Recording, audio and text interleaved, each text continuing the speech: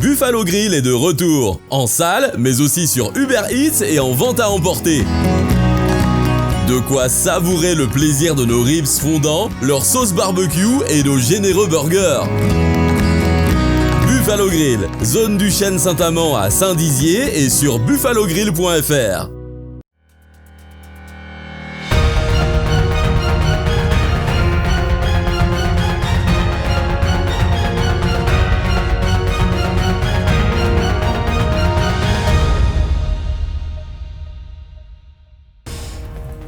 Bonsoir à tous, bienvenue dans votre journal week-end du dimanche 21 juin 2020. À la une de cette édition, le château du Grand Jardin à Joinville a rouvert ses portes depuis lundi avec des mesures sanitaires strictes. Un reportage à découvrir dès le début de ce journal. Et nous terminerons cette édition sur une note sportive avec la cérémonie des médailles pour les boxeurs bragards.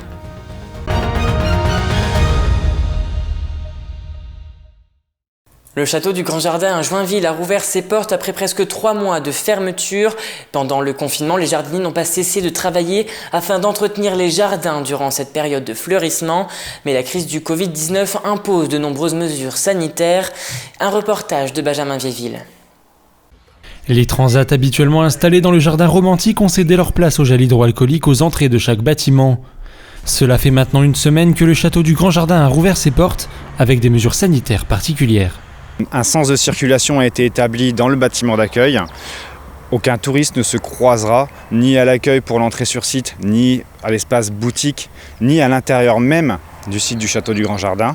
Si les habitudes ont été chamboulées pour le personnel du site, les visites de groupe restent toutefois autorisées, avec quelques restrictions. Nous ne pouvons constituer des groupes que de 10 personnes. Les visites seront obligatoirement masquées, donc 9 touristes, 9 personnes en visite guidée, plus le guide. Le château du Grand Jardin est actuellement en pleine période de fleurissement, un événement très apprécié, mais les visiteurs se sont montrés timides pour cette réouverture. Le directeur espère donc que la situation va se décanter pour la période estivale. On espère que d'ici là, on aura une circulation plus simple dans l'espace européen et que justement ce public étranger pourra venir découvrir le site et apprécier ce qui est présenté ici. Malgré le contexte sanitaire et les mesures mises en place, le château du Grand Jardin prévoit d'ouvrir en continu à partir du 4 juillet et ce, durant tout l'été. Et la saison s'est arrêtée brutalement pour les sportifs du côté de Saint-Dizier. Malgré cette pause imposée, les jeunes boxeurs ont tout de même pu être récompensés pour leur performance. Un reportage signé Benjamin Vieilleville. C'est une saison plus que réussie pour les adhérents du club de boxe américaine de Saint-Dizier. En effet, une quinzaine de jeunes bragards se sont vus récompensés pour leurs efforts fournis durant les dernières compétitions. Des titres qui viennent compléter leur collection. Ouais, une trentaine de médailles au niveau régional et national et international. Cette réussite est également due au travail des entraîneurs qui éprouvent de la fierté en voyant leurs jeunes boxeurs gravir les échelons petit à petit chaque année. C'est vachement, comment on pourrait dire, gratifiant pour nous, quoi, c'est vrai. Ouais, c'est beau. Voilà. Et on leur souhaite titre, aller plus loin. C'est les nôtres. Voilà. Quand eux gagnent un titre, nous on le gagne aussi. On est peut-être plus heureux qu'eux même, peut-être. Voilà. Pour maintenir ce niveau et multiplier les récompenses, les coachs du club ont décidé de reprendre l'entraînement en cette fin de pandémie. Au programme, course à pied, cardio et même football. L'objectif est de reprendre le rythme avant la reprise de la saison. On essaie de maintenir nos compétiteurs au niveau, on ne va pas les maintenir au niveau, mais qui gardent au moins un minimum pour la saison prochaine au mois de septembre. La rentrée sportive se déroulera en septembre prochain. Les deux entraîneurs espèrent y retrouver de nouvelles têtes. Des novices que n'importe qui, on prend tout.